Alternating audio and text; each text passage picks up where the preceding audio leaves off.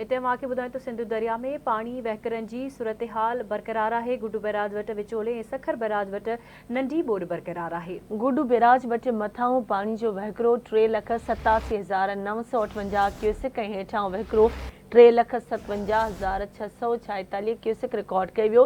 Sukkur barrage वटि मथां वहिकिरो 3,89,760 ऐं हेठां वहिकिरो 3,46,640 क्यूसेक रिकॉर्ड कयो वियो, जॾहिं त कोटड़ी बैराज वटि मथां वहिकिरो 1,95,334 ऐं हेठां वहिकिरो 1,55,979 क्यूसेक रिकॉर्ड कयो वियो आहे।